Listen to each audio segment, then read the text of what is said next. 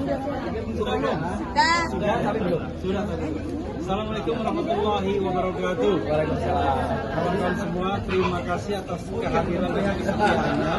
Walaupun sidangnya tidak jadi, belum jadi ya.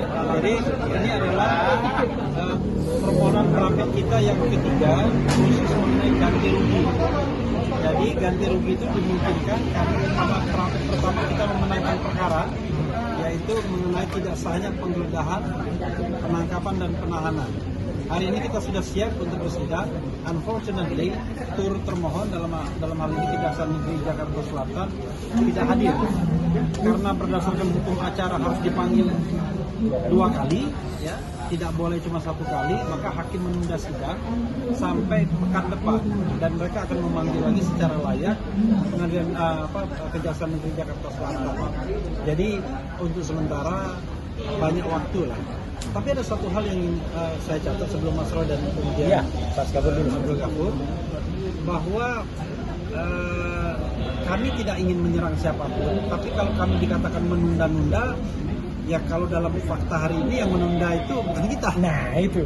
Penundaan terjadi 1 pekan kemudian karena ketidakhadiran turut termohon dalam hal ini Kejaksaan Negeri yang juga akan menjadi penuntut kalau misalnya masuk perkara pokok. Jadi sekali lagi ya, yang namanya pra-peradilan ini adalah hak. Yang tidak boleh adalah mengulangi permohonan yang sama karena akan medis ini. Tapi selama item permohonannya itu berbeda, itu adalah hak. Hak itu bisa kita ambil, bisa tidak. Jadi tidak boleh ada siapapun yang kemudian mengatakan hak itu tidak boleh digunakan dengan prejudice, gitu ya. Dengan prejudice mengatakan bahwa mengulur-ulur waktu, kemudian menghindari pokok perkara dan lain sebagainya. Karena kalau kita bicara perjuangan untuk Mas Roy, ya, bagaimana misalnya menyelamatkan dalam tanda kutip Mas Roy dari kriminalisasi, terutama pengenaan pasal 32 ayat 1 dengan ancaman hukuman 8 tahun dan kemudian pasal 35 dengan ancaman hukuman 12 tahun, maka pra-peradilan ini adalah sarana yang sah, legal untuk memperjuangkan itu sebelum kita masuk pokok perkara. Mereka yang tidak merasakan status tersangka dan kemudian nanti bisa jadi terdakwa seperti Mas Roy dan kemudian tertimpa sudah menjadi terdakwa, itu enak saja ngomong gitu ya. Tapi coba kalau posisinya diubah, yang jadi tersangka dan calon terdakwanya adalah mereka, saya kira pikirannya juga akan sama. Bagaimana kita melindungi klien kita, ya, kemudian berusaha membela sekuat-kuatnya agar dia bisa dibebaskan karena kami yakin bahwa ini ada kriminalisasi. Soal pembuktian ijazah long win bersamaan.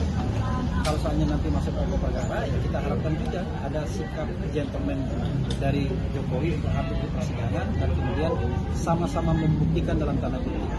Mas Roy membuktikan bahwa ijazah itu memang palsu sesuai dengan keyakinan dia dan pembuktian dia, subjek to pastinya. Kemudian dia juga mau dan berani menunjukkan bahwa memang ada ijazah S1 ini. Walaupun saya baru aja mendengar ada orang yang bercerita pada saya yang wah ini bagus juga ceritanya, yang makin menambah keyakinan kita bahwa there must be something wrong dengan ijazah. Begitu ya. Oke.